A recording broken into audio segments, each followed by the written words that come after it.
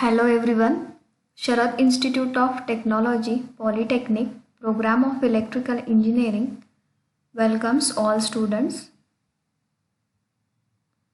So we have started Unit 4, Energy Conservation through Cogeneration and Tariff. The marks are 16. Course outcome: use cogeneration and relevant tariff for reducing losses in facilities. So these are the syllabus contents for unit number 4, and in today's session we are going to deal with 4.3 tariff, types of tariff structure, LT and HT. So let's start. This is our lecture number 26. Contents for this particular lecture are tariff, definition and the meaning of tariff, objectives of tariff, factors considered while framing or while preparing tariff structure, and types of tariff structure LT and HT. So let's start with the first point, tariff, definition and meaning. So tariff definition number 1, I'll read: the amount of money framed by the supplier for the supply of electrical energy to various types of consumers is known as an electricity tariff. So it means that whatever is the amount that is consumed by the consumer is framed by the supplier authority of electrical energy, and it is different for different types of consumers. म्हणजे जी काही electricity consume होणार आहे कंझ्युमरकडून, like we are residential consumer, there are commercial consumer and industrial consumers. So हे वेगवेगळ्या प्रकारचे जे consumers आहेत, तर त्या कंझ्युमर्सनी जी काही इलेक्ट्रिसिटी कंझ्युम केलेली आहे किंवा वापरलेली आहे ठराविक काळासाठी, तर त्या काळासाठी जी इलेक्ट्रिसिटी वापरलेली आहे आणि ती इलेक्ट्रिसिटी वापरल्यामुळे जे काही मनी किंवा जे काय कॉस्ट आहे इलेक्ट्रिसिटीची ती फ्रेम केलेली आहे supplier for the supply of electrical energy. So त्या सप्लायर कंपनीकडून जी काय इलेक्ट्रिसिटी कॉस्ट आकारली जाते प्रत्येक वेगवेगळ्या प्रकारच्या कंझ्युमरला, तर त्याला टॅरिफ म्हणू शकतो आपण. So this is one definition for tariff. Now will see this second definition. So this is second definition. Tariff is the methods of charging a consumer for consuming electric power. So this is very simplest definition की ज्याच्यामध्ये काय सांगितलेलं आहे, tariff ही एक प्रकारची पद्धत आहे for charging, म्हणजे कंझ्युमरला आपण काय करणार आहोत, चार्जेस अप्लाय करणार आहोत किंवा पैसे जे लागणार आहेत फॉर कन्झ्युमिंग इलेक्ट्रिकल पॉवर, ते जे पैसे आहेत त्यालाच काय म्हणायचं, tariff. Now the third definition number 3, structure of electricity bills applied for consumer for different types of consumers. So tariff is nothing but it is one kind of structure of cost which is applied for consumer for different types of consumer. So tariff म्हणजे काय, third definition प्रमाणे electricity बिलचं structure आहे की जे वेगवेगळ्या प्रकारच्या कंझ्युमरला वेगवेगळ्या प्रकारचे इलेक्ट्रिसिटी बिल येतात. सो ह्या तिन्हीचं मीनिंग सेमच आहे, फक्त the words are changed, the sentence are changed, but the meaning of the three definition is same. That is electricity tariff is nothing but it is the way of applying charges to different class of or different types of consumer for consumption of electricity. So simply in Marathi we can say that प्रत्येक वेगवेगळ्या प्रकारचे जे consumers आहेत त्या वेगवेगळ्या प्रकारच्या कंझ्युमर्सला जे काय ते इलेक्ट्रिसिटी कंझ्युम करतात, तर त्या इलेक्ट्रिसिटी कन्झम्पशनसाठी किंवा इलेक्ट्रिसिटीचा जो काय वापर करतात, इलेक्ट्रिकल पॉवरचा जो काय वापर करतात, तर ते पॉवरचा वापर केल्यानंतर जे काही चार्जेस किंवा जे काही पैसे आपल्याला द्यावे लागतात सप्लायरला, इलेक्ट्रिसिटी सप्लायरला किंवा इलेक्ट्रिसिटी युटिलिटीला, तर त्याला काय म्हणतात, टॅरिफ म्हणतात, electricity tariff. So electricity tariff हे सेम नसतं. वेगवेगळ्या प्रकारचे जे कन्झ्युमर्स आहेत ते आपण नेक्स्ट स्लाईडमध्ये सिम्पल वेमध्ये बघणार आहोत. तर ते वेगवेगळे कन्झ्युमर जे आहेत त्या वेगवेगळ्या कन्झ्युमरला वेगवेगळे टॅरिफ स्ट्रक्चर अप्लाय केले जातात आणि त्यानुसार त्यांना काय येतं, इलेक्ट्रिसिटीचं बिल येतं. So this is a tariff. So we can say tariff is nothing but a structure of electricity bill which is applied for different types of consumer and it is different for different types of consumer. म्हणजे प्रत्येक कंझ्युमरसाठी ते tariff structure वेगवेगळं असतं. So this is about the tariff. जसं आपण road बांधले किंवा highway जर प्रिपेअर केलं गव्हर्नमेंटनी, तर आपल्याला ते हायवे यूज करण्यासाठी किंवा हायवेचा जो काही खर्च आहे बांधण्यासाठी आलेला किंवा जे आपण पब्लिक यूज करतं, तर त्याच्यासाठी तिथे टोल बूथ असतात, म्हणजे नाका असतात, की त्या नाक्यावर we have to pay money for using that highway. So similarly tariff is also one kind of that, की जे टॅरिफ आकारलं जातं, इलेक्ट्रिसिटी बिल आपल्याला जे येतं, तर ते जनरेशन, ट्रान्समिशन, डिस्ट्रीब्युशन, त्याला लागणार जे काही कॉस्ट आहे किंवा मेंटेनन्स, ऑपरेशन कॉस्ट, ह्या बिलामधून काय केलं जातं, रिकवर केलं जातं. जसं मगाशी सांगितल्याप्रमाणे रोड कन्स्ट्रक्ट केला, हायवे तयार केला, की तिथं टोल नाका किंवा टोल बूथ असतात, की जे आपल्याला तिचं कन्स्ट्रक्शन कॉस्ट किंवा आपण जे वापरणार आहे पब्लिक, तर ते आपल्याला पैसे द्यावे लागतात त्याचे. So that is also one kind of tariff. So आपण इथं आता बघतोय इलेक्ट्रिसिटी टॅरिफ, की ज्याच्यामध्ये जनरेशन, ट्रान्समिशन, डिस्ट्रीब्युशन, त्याचा ऑपरेशन कॉस्ट, मेंटेनन्स कॉस्ट आणि ॲडमिनिस्ट्रेशन कॉस्ट जे आपल्याला ओव्हरकम करायचे आहे ते टॅरिफमधनं करायचे आहे through the electricity bill. So this is about the tariff, its definition and the meaning. Now we'll see the different types of consumer in a simple way. So consumers, so types of consumers, first is domestic consumer, second commercial consumer and the third one is the industrial consumer. तुम्ही images मध्ये बघू शकता simple domestic consumer किंवा आपण LT आणि HT consumer सुद्धा म्हणू शकतो. LT कन्झ्युमरमध्ये आपण बघणार आहोत नेक्स्ट स्लाइड्समध्ये आहेत. सो LT कन्झ्युमर म्हणजे लो टेन्शन कन्झ्युमर, म्हणजे लो व्होल्टेज ज्याला लागतं एखादं इक्विपमेंट अप्लाय चालवण्यासाठी, तर that is come under the low tension consumer. Next category high tension.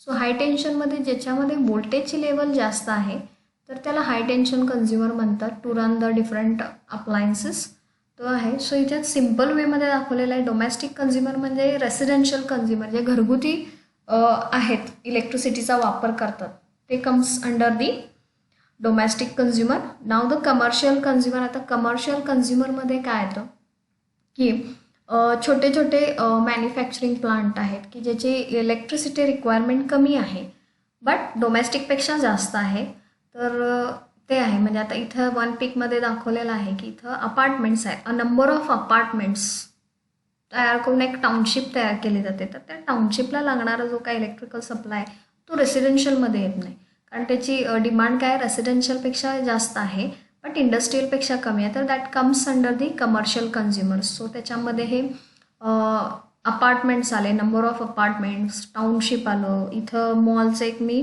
पिक घेतलेलं आहे. So the mall, shopping mall आले, परत शोरूम्स आले, हॉस्पिटल्स आले, कॉलेजेस आले. So all this falls under the commercial consumer. ह्याला आपण कमर्शियल कन्झ्युमर म्हणू शकतो. नाव the industrial consumer. So industrial consumer जे बल्क पॉवर कन्झ्युम करतात इलेक्ट्रिसिटी, तर ते इलेक्ट्रिकल कन्झ्युमर जे असे आहेत की ज्याची बल्क पॉवर आहे सप्लायकडनं घेतात, so that comes under the industrial consumer. So याच्यामध्ये हेवी प्लांट्स म्हणजे heavy manufacturing industry, large manufacturing industry असतील वेगवेगळ्या प्रकारची, so that comes under the industrial consumers. So these are the types of consumers. Now will see objectives of tariff, म्हणजे हेतू काय आहे tariff apply करण्याचा त्याच्या मागे. So the first is recover capital investment made in generation. म्हणजे जरी आपण electricity at the end consumer एंडला वापरत असू, पण ती आपल्याला इलेक्ट्रिसिटी जी येते ते थ्रू जनरेशनमध्ये जनरेट होते इलेक्ट्रिसिटी, ट्रान्समिशन आणि डिस्ट्रीब्युशन मार्फत आपल्याकडे इलेक्ट्रिसिटी येते. सो त्याच्यामध्ये जी काय कॅपिटल इन्व्हेस्टमेंट केलेली आहे जनरेशनमध्ये, it is very huge, it is in thousands of crore. So तो जो काय पैसा गव्हर्नमेंटनी इन्स्टॉल केलेला आहे किंवा त्याच्यामध्ये इन्व्हेस्ट केलेला आहे, तर तो जो काय प्लांट असतील तर त्याचं जे काय कॉस्ट आहे ते रिकवर करायचे, म्हणजे थ्रू टॅरिफमधनं आपल्याला ते काय करायचं आहे, रिकवर करायचे आहे, घ्यायचे आहे कन्झ्युमरकडून. तर ते पहिलं ऑब्जेक्टिव्ह आहे. सेकंड आहे cost of operation, supplies, maintenance and losses must be recovered. म्हणजे फक्त इन्व्हेस्टमेंट, कॅपिटल इन्व्हेस्टमेंट रिकवर करायची नाही आहे, तर आपल्याला काय करायचं आहे, प्लांट रन करण्यासाठी म्हणजे ऑपरेशन, प्लांटचं ऑपरेशन आहे, सप्लाईज आहेत, मेंटेनन्स आहेत, इक्विपमेंट मेंटेनन्स आहे, प्लस लॉसेस, जनरेशनमध्ये लॉस होतो, ट्रान्समिशनमध्ये लॉस होतो, डिस्ट्रीब्युशनमध्ये लॉस होतो. हे लॉसेस जे काय आहेत आणि त्या लॉसेसमुळे होणार जे काय कॉस्ट आहे हे सुद्धा काय व्हायला पाहिजे, टॅरिफमधून त्या गव्हर्नमेंटला काय करायला पाहिजे, मिळायला पाहिजे. So operation, supplies, maintenance and losses must be recovered. ह्या सगळ्याची जी काय कॉस्ट आहे ती टॅरिफमधनं काय व्हायला पाहिजे, रिकवर, म्हणजे गव्हर्नमेंटला ती काय व्हायला पाहिजे, मिळायला पाहिजे. ते आलं.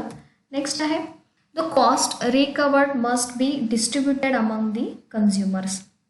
ओके, सो जे काही इलेक्ट्रिसिटीचं बिल अप्लाय होणार आहे that would be distributed among the consumers. So ते आहे.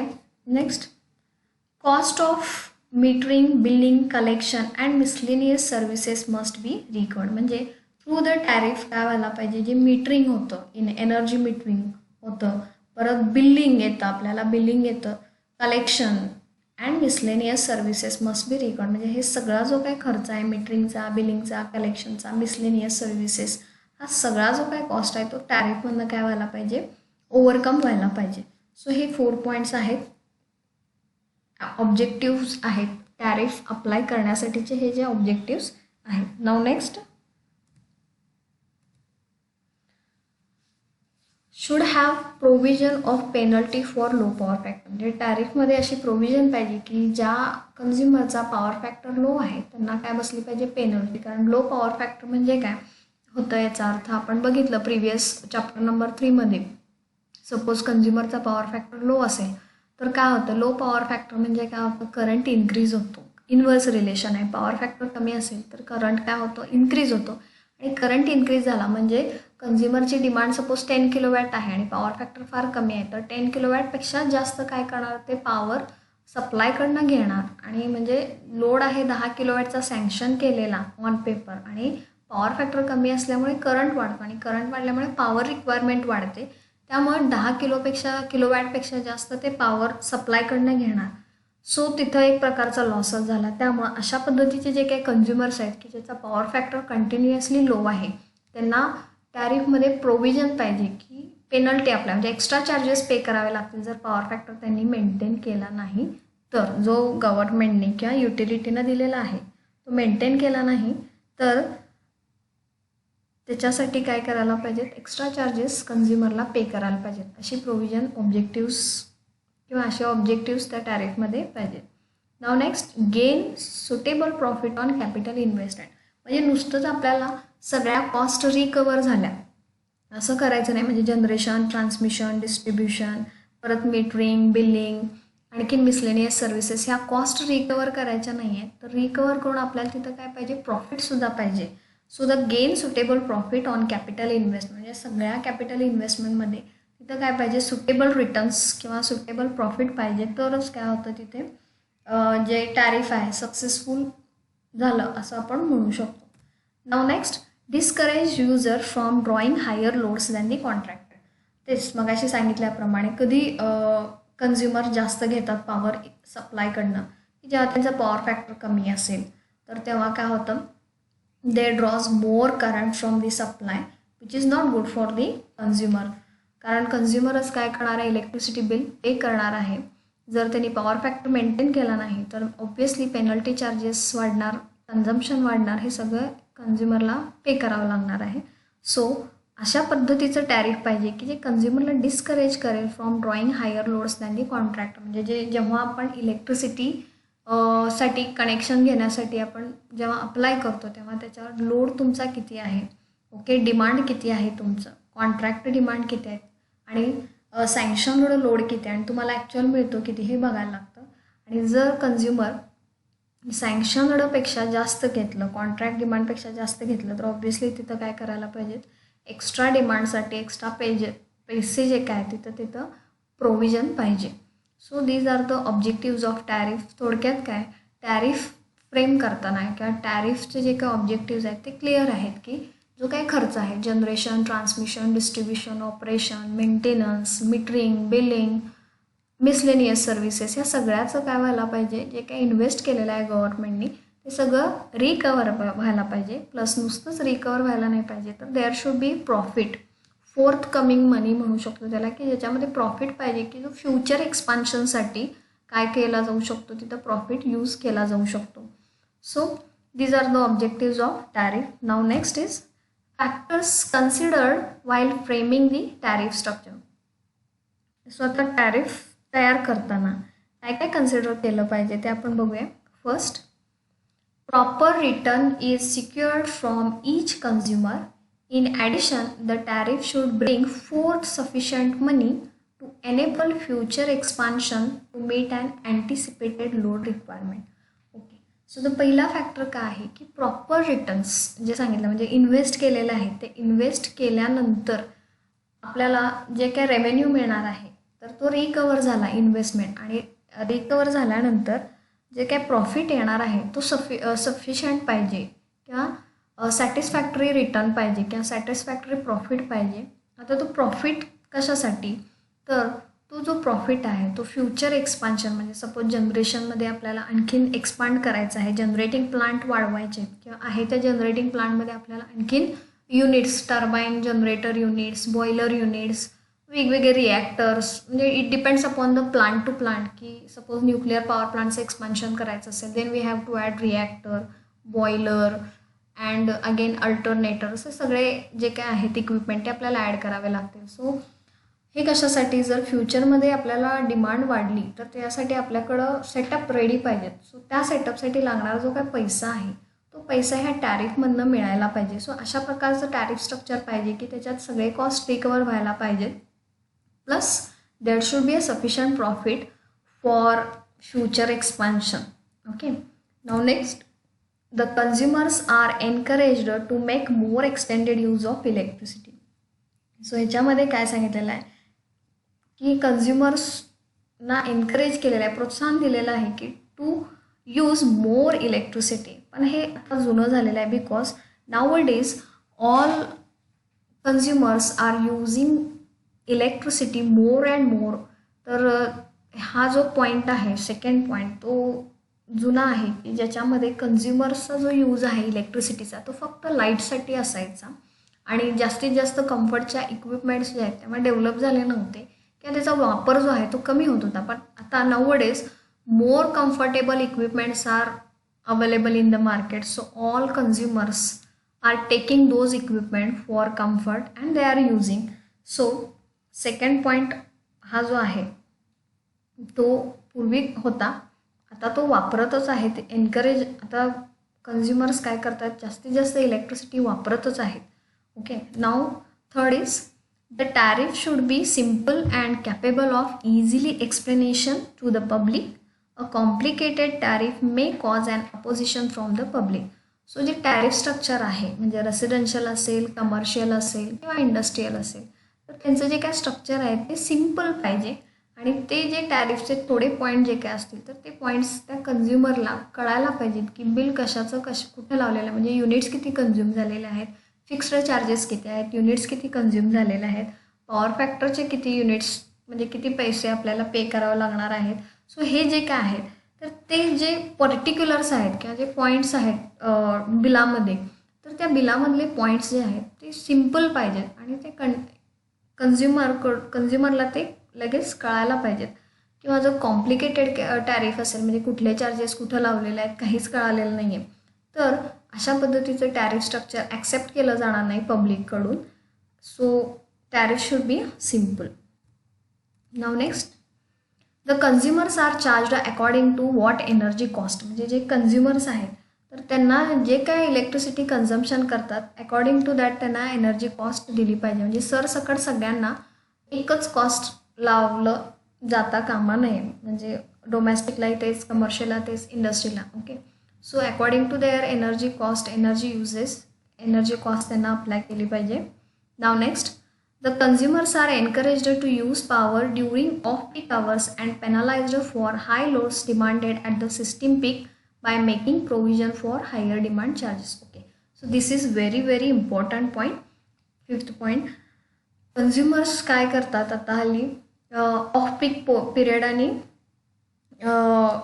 पीक पिरियड म्हणजे काय, ऑफ पीक आवर्स म्हणजे काय, ऑफ पीक आवर्स म्हणजे की ज्याच्यामध्ये इलेक्ट्रिसिटीचा वापर फार कमी आहे किंवा ह्या वेळेला डिमांड काय असते, कमी असते. For example in the night. So रात्री काय असतात सगळे म्हणजे शॉपिंग मॉल्स असतील किंवा कॉलेजेस असतील किंवा वेगवेगळे काय म्हणू शकतो पण शोरूम्स असतील, थिएटर्स असतील, हे सगळे काय असतात इन द नाईट म्हणजे रात्री 12पासून पुढे बंद असतात. सो दिस इज 12 ते 5 म्हणू शकतो आपण पहाटे. So this is off peak hours. So ह्या ऑफ पीक आवर्समध्ये सपोज एखादी इंडस्ट्री जर रन होत असेल तर त्या इंडस्ट्रीला काय केलं जातं, बिलिंगमध्ये डिस्काउंट दिला जातो. ऑफ पीक आवर्स म्हणजे काय, शक्यतो रात्री म्हणजे in the night from 12 to 5 AM off peak hours असतात. आणि सपोज एखाद्या कंझ्युमरनी हाय डिमांड केली ॲट द सिस्टीम पीक म्हणजे काय, सकाळी 6 वाजल्यापासून ते दुपारी 1-2पर्यंत लोड काय असतो जास्त असतो. 6 ते 9 किंवा 6 ते 10 पीक पिरियड म्हणू शकतो आपण, सिस्टीम पीक म्हणू शकतो, कारण त्याच्यामध्ये लोकल सुरू झालेले असतात, परत सगळे ॲट अ टाइम दुकानं सुरू झालेली असतात, मॉल सुरू झालेले असतात. Okay, colleges, hospitals, residential load, manufacturing industries, हे सगळे ॲट अ टाइम सुरू होतात. त्यामुळं काय होतं, सिस्टीमवर काय होतं, लोड येतो. म्हणजे त्यालाच आपण पीक आवर्स म्हणू शकतो आपण, की ऑल आर लोडेड सडनली, सगळ्यांनी सायमल्टेनियसली लोड ऑन केला जातो. आणि त्याचवेळी सपोज एखाद्या कंझ्युमरने आणखीन एक्स्ट्रा डिमांड केली तर त्या डिमांडसाठी काय केलं जातं, त्या कंझ्युमरला पेनलाइज्ड केलं जातं in terms of higher maximum demand charges. त्याला हायर डिमांड चार्जेस म्हणून काय केलं जातं, पेनलाइज म्हणजे एक्स्ट्रा चार्जेस त्याला द्यावे लागतात for demanding power at a system peak. म्हणजे सिस्टीम पीकमध्ये त्याने एक्स्ट्रा डिमांड केल्यामुळं काय होतं, त्याला पेनलाइज केलं जातं आणि हे पेनल्टी चार्जेस जास्त असतात. Okay, so this is very important point. Now next, the consumers are penalized for poor power factor. म्हणजे ज्यांचा पॉवर फॅक्टर कमी आहे त्यांना पेनलाइज केलं जातं. सो हा सुद्धा पॉईंट टॅरिफमध्ये इन्क्लूड केला जातो. Next, electric supply to a domestic consumer having usually light and fan points make the life of an ordinary citizen convenient and pleasant, but such a class of consumer cannot be charge at a higher rates. म्हणजे normally आता आपण बघितलं, factors बघितले. So आता हे जे आपण points बघणार आहेत those are the important points, ज्याच्यामध्ये डोमेस्टिक कंझ्युमर जे आहेत, डोमेस्टिक कंझ्युमरचा लोड फॅक्टर आणि पॉवर फॅक्टर फार कमी असतो.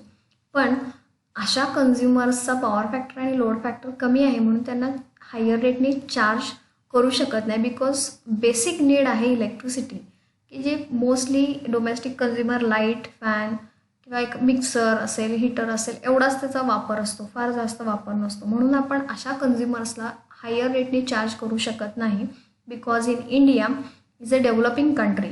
सो आणि मोस्टली रेसिडेन्शियल लोड जास्त आहे, त्यामुळं असे जे काही कंझ्युमर्स आहेत त्यांना हायर रेटने चार्ज केलं तर अपोजिशन येणार, public opposition. So we have to charge such a consumer at a lower rate.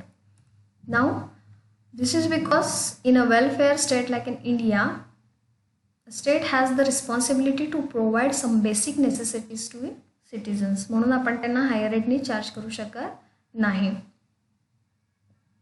Similarly, the farmer for the supply of electrical energy to agriculture loads cannot be charged at a higher rate because of the national concern for agriculture output.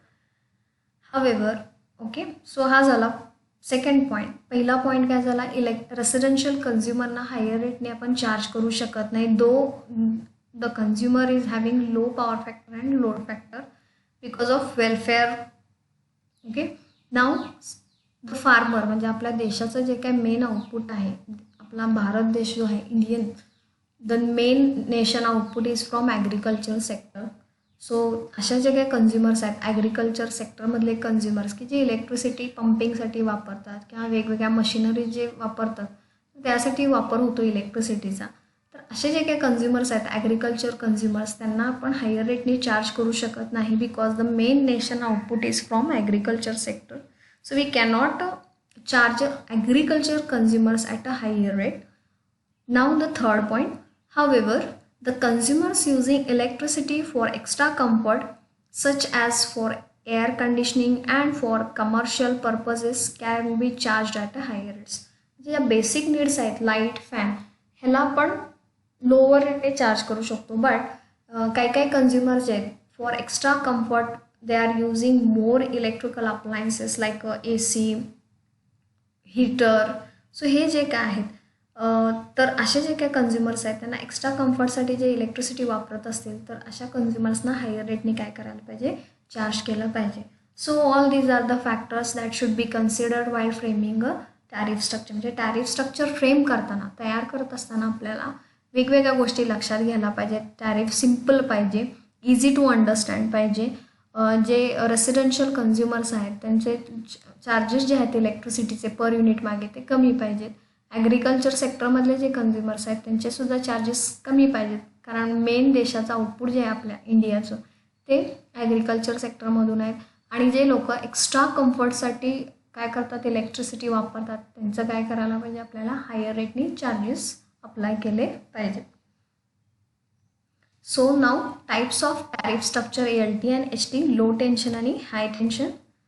So first will see low tension, ज्याच्यामध्ये LT supply is of 400 volt for 3 phase connection and 230 volt for single phase connection. Consumers म्हणजे low टेन्शनमधले जे consumers आहेत त्याचे examples इथे दिलेले आहेत.